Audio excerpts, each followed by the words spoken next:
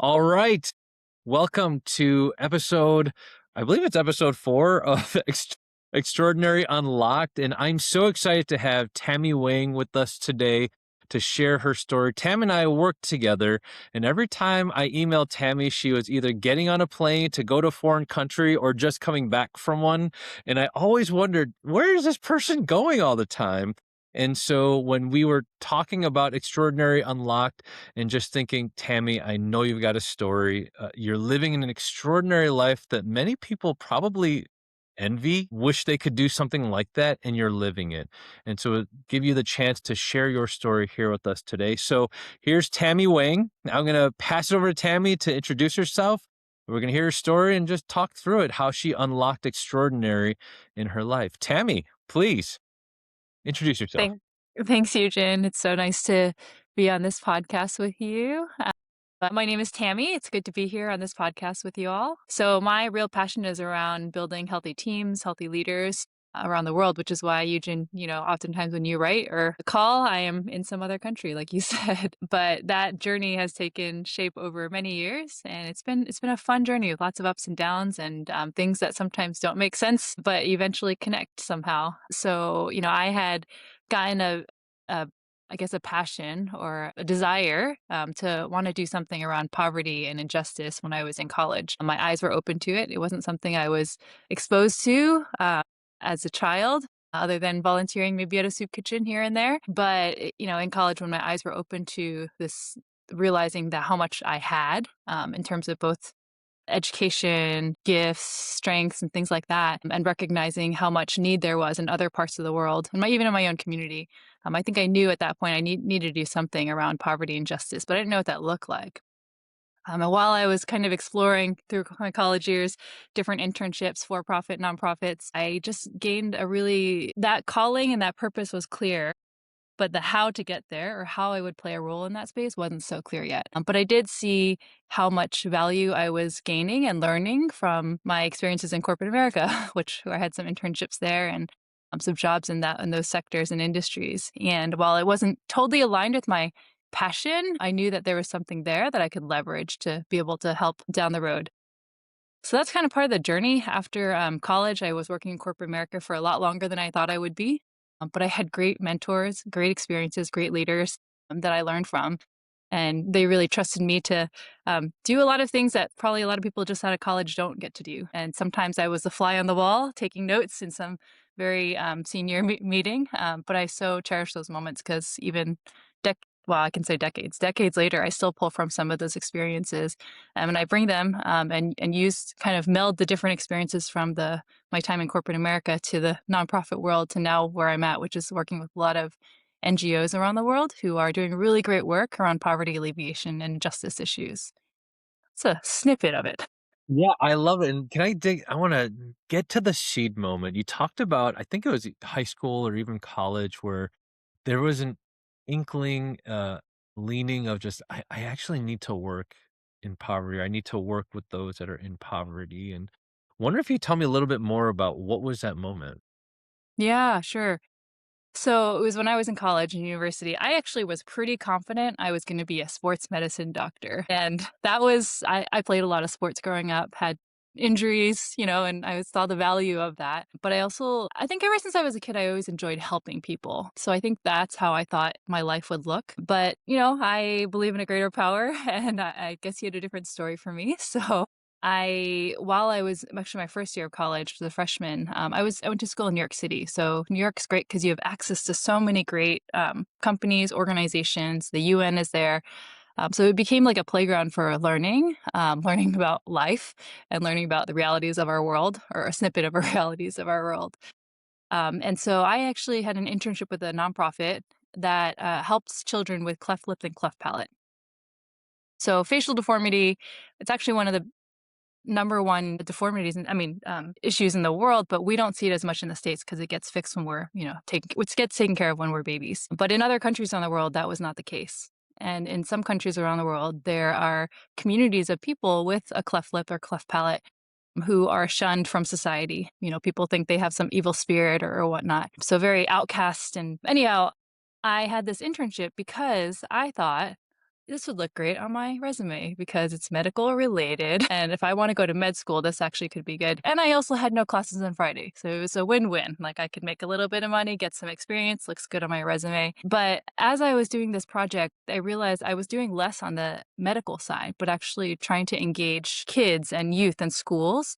And connecting them, kind of bridging that, using the internet as a to bridge that digital divide to increase learning globally. And so we had partner schools in Uganda. We had partner schools in, gosh, around the world. I don't remember where at this point, in Ghana.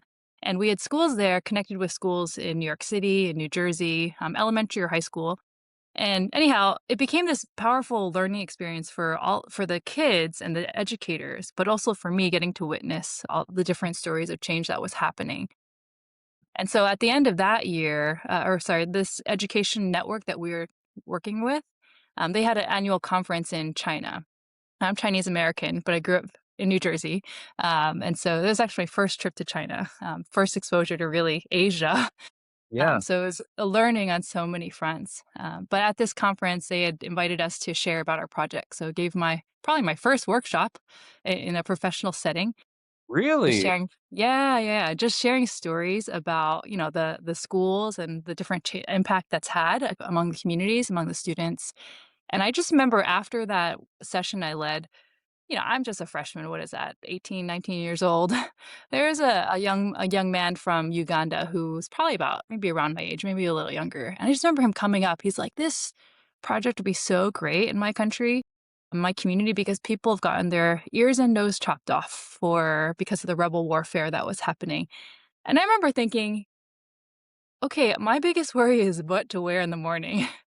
And I think it was just such a stark, like, wow, I go to one of the best schools in the world, and I've learned about some of these issues that are happening around the world, but it wasn't really more personal until I had this conversation. It was face to face with a young man who wanted to do something to help the issues that are his reality. Yeah. And similarly, there's a kid from Sierra Leone who's sharing similar stories and just wanting to find out how he can participate. And I remember thinking, man, I don't know, is that a country? Like, so embarrassed. And Yeah. so it Right. was a big aha moment for me. And I think at that point, I kind of knew that my life was going to shift towards this direction. I feel like my heart was opening towards Yeah. this space that I knew nothing about. Yeah, I mean, it's incredible. I don't even know how long that was, how many years ago that was, but as you tell the story, it's so vivid. I was in the room just listening to what you're sharing of this person coming from one country, another person, and I'm like, 18, 19 years old. That sounds like it was a watershed moment of like, I'm onto something. This is something that is pulling on my heart, and maybe I've got a greater calling in my life. And so fast forward, you go back to college, you're doing the college thing. It sounds like you graduated and you moved into corporate America. And so I wonder if there was a tension as you moved into corporate America, or it was like you're still living almost two parallel lives. You're financing your passion with the corporate job and doing what you really love in the evenings and afternoons and weekends. Does that sound right? That sounds about right. I would say it's a combination of both. I do remember a tension of, is this even I remember that moment of trying to decipher, like, is this what I'm going to do? Meaning step into corporate America, or I had another parallel track actually that I could have fully stepped into. And as I was kind of discerning that moment, I remember a friend was like, there might not be a right or wrong here. And it might just be stepping into the one where you feel a little more drawn towards and kind of exploring from there. And that's not always true, but I felt like in that case, that was a good big life lesson too of like, sometimes we need to take that little step in front of us and know where I'm going. So I think for me, is always s- staying parallel is true what happened.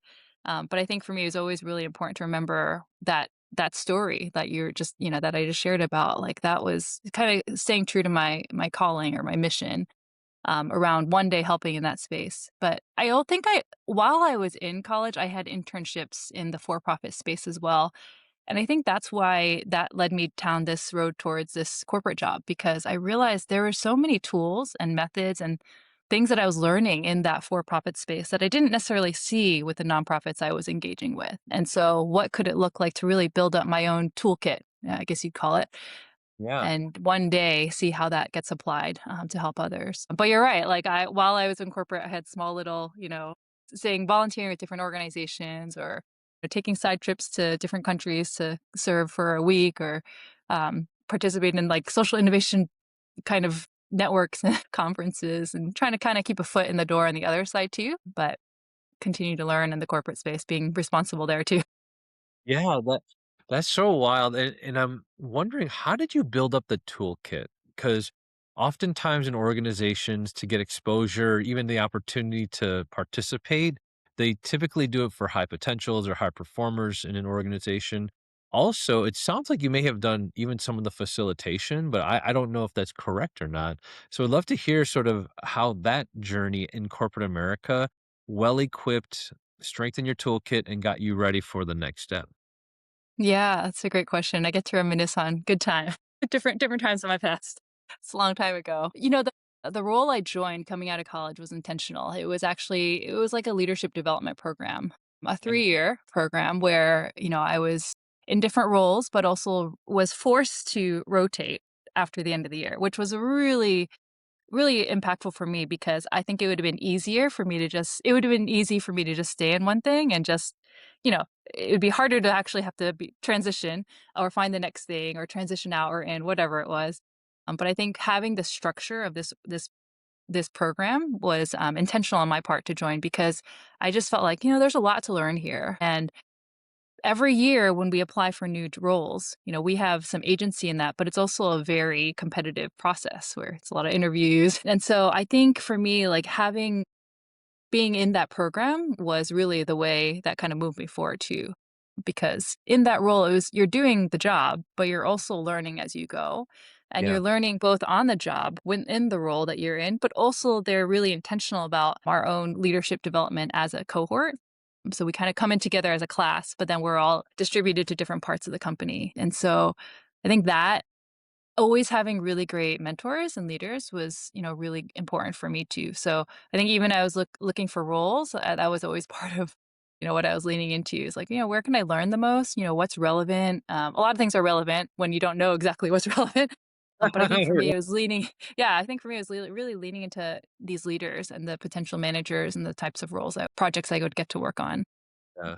It's that's an amazing opportunity. You're doing a 3-year rotation. It sounds like it's a leadership accelerator where at the end of a 3-year, typically, they're about to give you your own P&L, all functions like that, and I'm curious, what got you to the edge and fork in the road to say, "I'm ready to go on my own," because that takes a ton of conviction.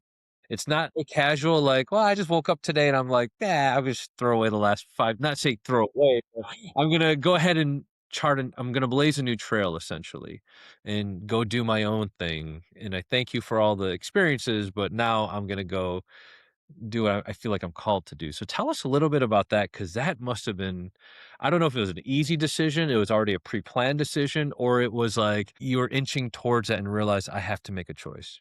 Yeah, it's a great question. It's great to reminisce though. I ended up staying a lot longer than 3 years. Okay. So I probably ended up staying, I don't even know how long, 6, 7 years in Okay. total. And I think what kept me there was the variety of learning and the people that I was working with. And so it was hard to make that transition out. But I would say as I was working in that job, the people that my managers, mentors, people I was working with, I was very transparent in what I'm doing, and so they would know when I'm, "Hey, I'm headed off to India to serve with these organizations." In fact, they were part of the journey because they were actually, in some cases, they were actually it was part of their service too. I remember one year in particular, the economy was really bad, and so they wanted to do something to help, and so they were like, "Do you have any ideas?" Knowing that I was kinda involved in nonprofits both in the US and internationally. But, they got to be part of that journey, and so I think that made the transition both harder and easier. Like, it wasn't a shock to them that I would transition out eventually because they knew where my passion was, but I think also it was hard because those people were near and dear to my heart, and I'd learned so much from them. But I think for me, I also really I think because we had such a trusted relationship, always got to work with people who were really believed in me, so wanted to give me opportunities to grow and learn, but also could see how I could do that elsewhere in the world. So, yeah, I guess it was a shared journey in some ways. Yeah, yeah, and then I remember, we had talked briefly before, and when you came to that decision point and sharing that with your parents, that was a really big moment too, and it takes a ton of courage. It's like one thing to tell your coworkers and friends, they're like, "Oh, Yeah. I the romanticism of yeah, that's awesome. You should go do it." But now you're gonna telling your immigrant parents that are thinking, "Oh, my daughter is gonna be doing this in a linear way." Yep. Actually, Yep. tell us about that, like, what happened? Yeah, yeah. I think and even right before that, I guess before I share that part, it's like I think I knew it was time also because I started feeling myself being pulled into similar projects over and over again. And the story I had been telling myself of my reasoning for being in corporate America was to learn. And I was still learning, but it was almost plateauing. And I appreciated the things that I was working on. And, I was absolutely still learning. I was still contributing. But I think I personally felt like, okay, I think it's time. If I don't do it now, I don't know when I'm going to do it. Yeah.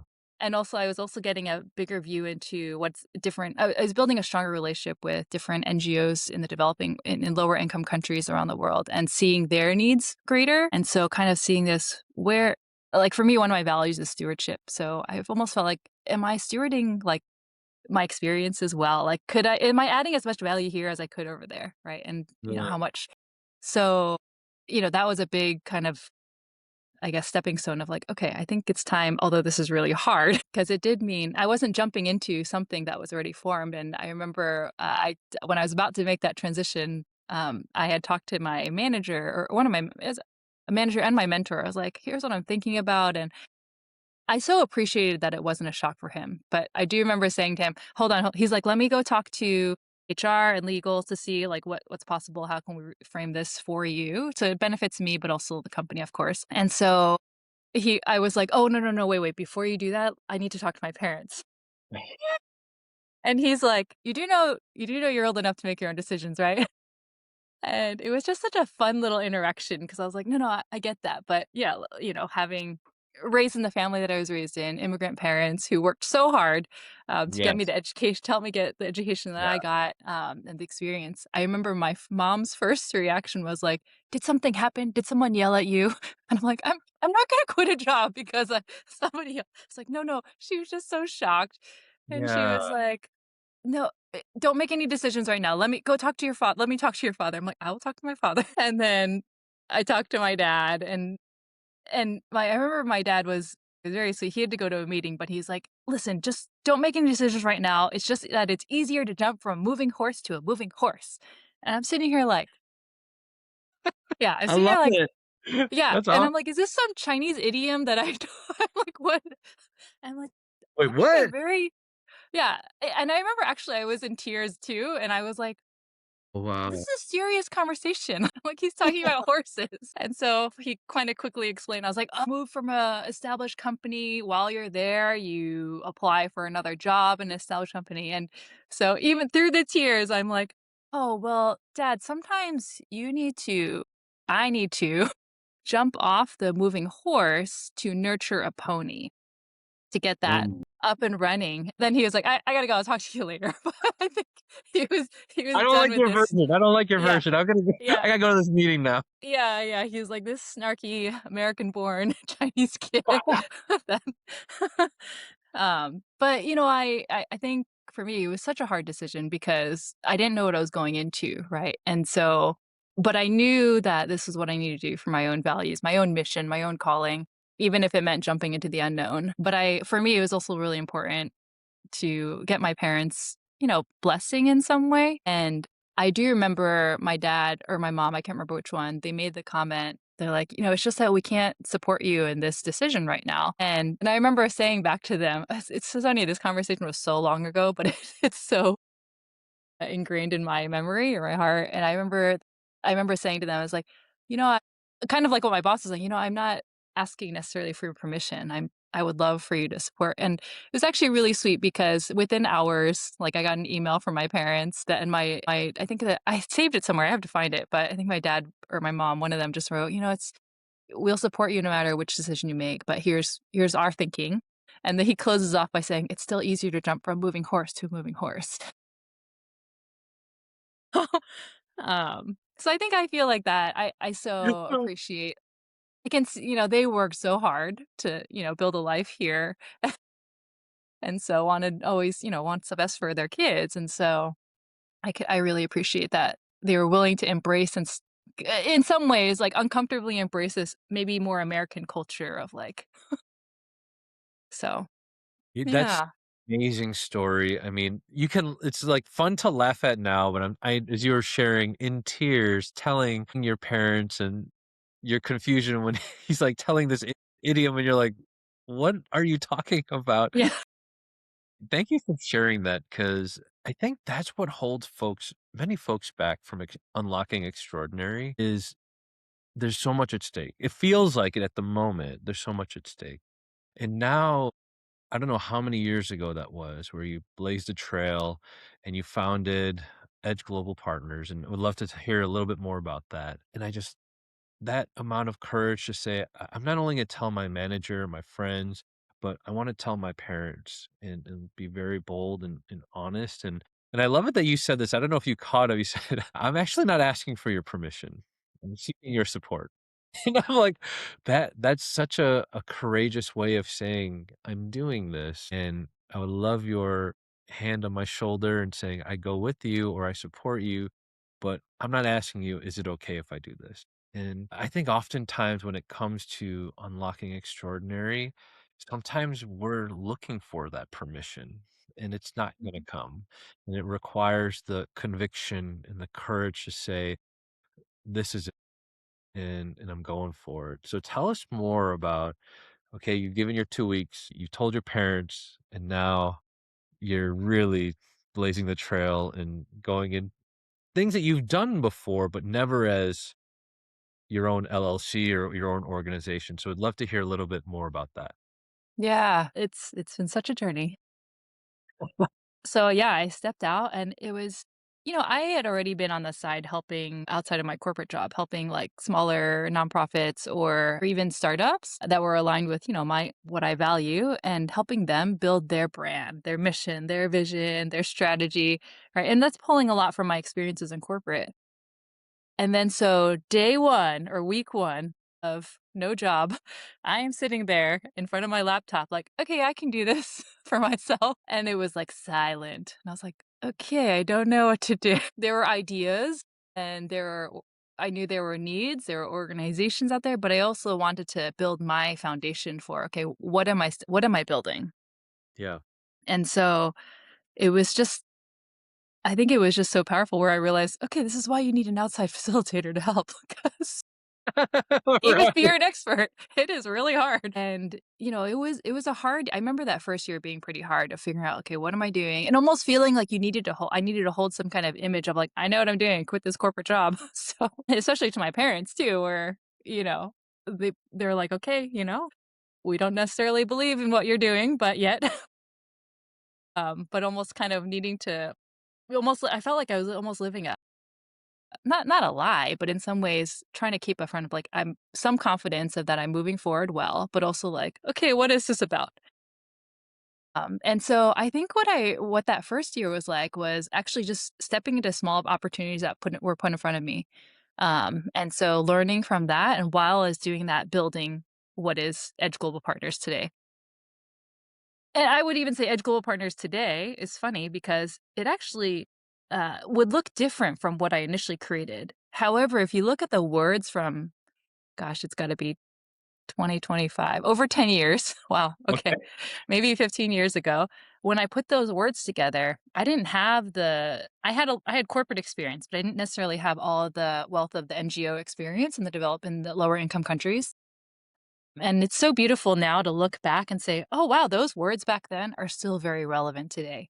It's not necessarily how I thought it would play out, but Yeah. it's really neat to see it actually last couple years ago, I was actually not rebranding, but making a new website. And in some ways, looking at the words I use, I'm like, wow, that's like amazing. The words are still very relevant. And something I think, we had talked about it in the past was, the name of the Edge Global Partners was really intentional, but it took a lot of time to get there. Well, it felt like a long time. It was within the first year, but it was intentional because so what it stands for is Edge. Edge is a very generic name, right? And so but if you look at the actual logo itself, it's a capital E and a small d. It's a capital G and a capital E. And the story behind that is, I started catching a vision around, okay, people, we actually are equipped with things. We all have gifts, we all have strengths, we all have something that we can offer to this world or to our family or to our community. Even if you are, whether you're in a corporate boardroom or you're in, I don't know, like a rivers like a shack community in some other part of the world, like you still have. And so what can you, it might be big or small, but how do we help people see that actually there's something that they can offer? And I feel like in many ways around, but within the corporate walls, in the cubicles that I was sitting among when I was still in corporate America, I would see this sense of like scarcity, like a scarcity mindset, right? Whether it's somebody just being like, what am I doing here? Or like feeling defeated by their work. And yet sometimes I would be in that, Shack River community in India and seeing, wow, it looks like there would be nothing here from the world's eyes, but yet these people have so much hope and resilience. And so I think that just made me realize, like we all have been equipped. And so that's what the capital E and the small d, it's past tense. The D is the past, makes it past tense. We are all equipped with something.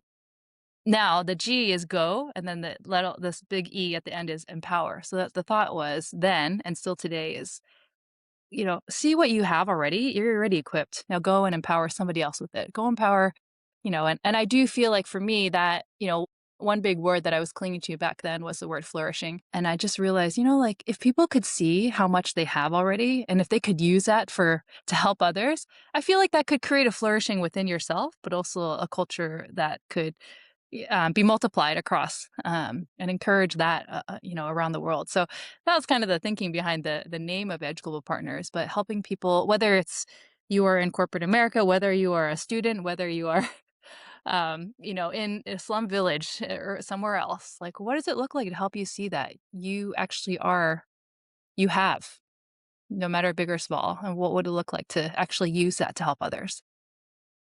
That is so incredibly powerful. I mean, there is this belief out there, and I'm speaking to a very American culture. What we've been marketed, what we've been sold, what we've been told is once you hit that magic number in your bank account, Yeah. you are gonna just reach the pinnacle of joy, happiness, what we they would call, what others would call flourishing. You can buy whatever you want, you can have every experience you want, you can and the reality is, it is such an empty experience when you hit those numbers. But I have heard folks, and this is not just people that are wealthy, these are folks that are like very wealthy, and one of their greatest joys is giving. And I think what you just described is really what we want as humans is being able to use our gifts, our talents. And that was sort of the impetus around Extraordinary Unlocked is that every person has got a gift or talent. And sometimes it is dormant because we sense it, but we don't know what to do.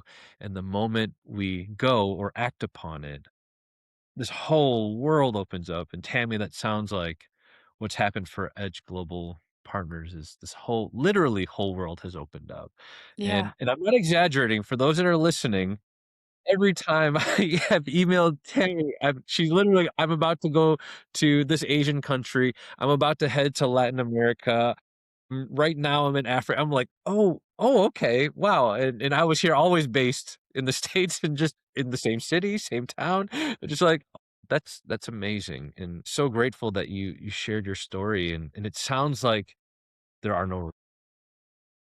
Absolutely. I think it's been such a journey. There are moments when I'm like, was that the right decision? Should maybe, oh, what would it look like if I were a sports medicine doctor, or if I were still, Yeah. the grass always looks greener on the other side, right?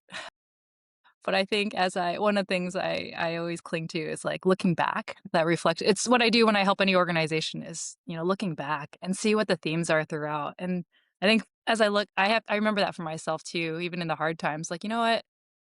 I believe in a greater power. I believe that God has a journey, all right? And I may not be able to understand all of it in the moment, but I know he's been faithful in the past, so that gives me the trust to be able to say, "You know what? I'm not sure, but let's keep going." That And is so yeah. powerful. Thank you for sharing your life story. And I want the one thing I always ask folks to do is just to share, think about yourself when you're still in corporate America and you sense it and you're like, I need to go move and I need to go literally act on this conviction and calling I'm sensing, but they feel stuck. And what would you want to tell them if they came to you, Tammy, what am I supposed to do? What's your best advice you could give to me? I feel so stuck. Yeah.